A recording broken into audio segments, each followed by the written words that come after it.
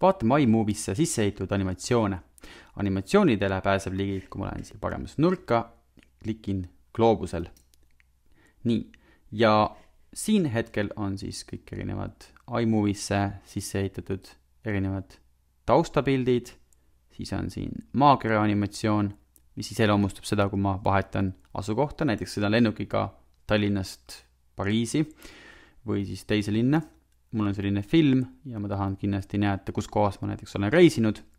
Siis mul on siin erinevad siis taustad, mis sobivad võib-olla filmi alguse tiitrite taustadeks ning on siin lihtsalt pildid, need siin on animatsioonid, need siin on pildid ning kõige lõpus on siis erinevad võtted. Ja ma olen ka toonud need animatsioonid siia ajaribale, me võime neid kiiresti üle vaadata, ma siin lohistan kiiresti hiirega üle nende animatsioonide, et näeksite, mis need animatsioonid teevad, kuidas nad käituvad, millised nad välja näevad. Siin on siis curtain ehk siis eesriie, siin on üks animatsioon, veel üks animatsioon, underwater nimeline animatsioon ja 2 taustapilti ning siis erinevad nii-öelda võtted, kus on ka võtete nii-öelda pealkirjad välja toodud. Animatsiooni muutmiseks ma pean siis kõigepealt klikkima sellel animatsioonil, aga animatsiooni siia saamiseks loomulikult ma pean animatsioonil klikkima ja siis selle lohistama ajaribale, nii nagu ka filmi lohistamisel ajaribale. Ja loomulikult saab ka filmikaadrid siia animatsioonide vahele tõsta, pärastpoole on maakera, auto ja siis läheb animatsioon näiteks edasi. Ja loomulikult ma saan ka animatsiooni eemaldada lihtsalt backspace nupule vajutades või siis delete nupule vajutades või siis hiire parem klikk ja delete selection. Nüüd animatsiooni seadistamiseks või siis sättimiseks ma klikin sellel väiksel hammasrattal ja võtan siit näiteks clip adjustments või siis võitan inspektoril või siis teen sellel klipil topeltkliki. Mis ma saan muuta on näiteks selle animatsiooni ajaline kestvus, võime klikkida siia 6 ja siis kirjutada siia koolon ja panna 00, tähendab seda, et klipp kestab 6 sekundit. Ma võin valida sellele animatsioonile erinevaid videoefekte. Hetkel on none, aga erinevad efektide seast. Siin on näiteks H-film ehk siis vanaaegse nii-öelda filmistiiliga efekt.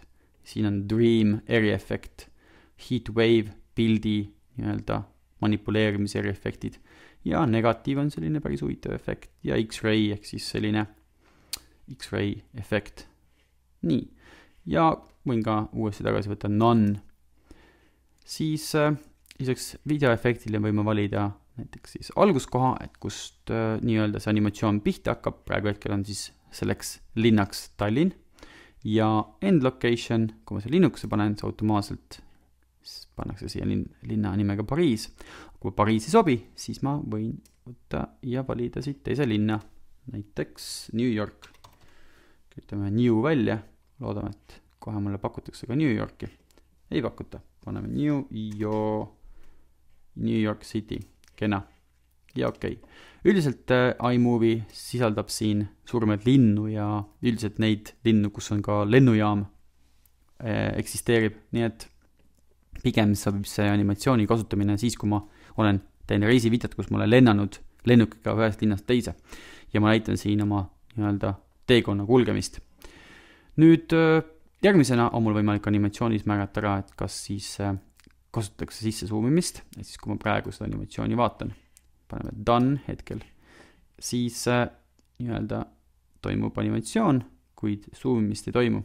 Animatsiooni pikkus on 6 sekundit, panen play, tühikule vajutades nii ja toimub animatsioon, kus Tallinnast lennatakse New Yorki. Nüüd, kui ma tahan, et ka nii-öelda animatsiooni sisse zoomitakse, siis ma pean topeltklikki tegema ning võtma siin globe ja linnukusse panema zoom in. Ja kena on see huvitav, et öeldakse ka, kuivõrd pikk see distants on. Hetkel kalkuleeritakse, et distantsi pikkuseks on 6648 kilomeetrit, nii et Tallinnast New Yorki lennates on tegemist siis sellise vahemaaga. Nüüd veel üks, et kui te jääte hätta ja teil on veel küsimuse seoses animatsiooniga, siis iga kord, kui ma klikin lahti inspektori, on siin allnurgas ka väikene küsimärk.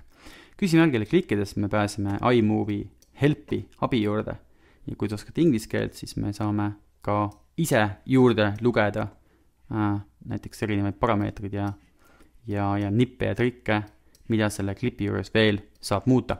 Nii et see väike küsimärk siin, selle peal klikkides saab minna iMovie abistavasse aknasse või abistavasse menüüsse.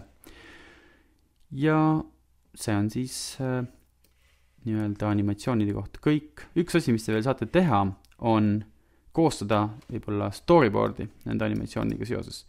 Et kui ma siin näiteks ära kustutan siit kuni siiani, ehk siis ma hoian shifti all, nüüd kustutan kõik eest ära. Jätan alles ainult nii-öelda need nii-öelda klipid, kus on nii-öelda võtete kirjeldused, siis tegelikult mul on võimalik ka neid võtteid näiteks välja printida ja mul on võimalik saada sellest süžeetahvli ehk siis storyboardi vaade. Ja võtame siit fail, print, projekt ja siit on võimalik võtta preview ja pärast seda ma saan printida välja sellise nii-öelda süžeekavandi vaate. Nii et võib-olla ka teinekord nende animatsioonide kasutamise eesmärgiks võib olla hoopis süžeetahvli või storyboardi kasutamine. Et on mitmeid võimalusi, kuidas neid iMovie'sse sisse heitud animatsioone saab kasutada.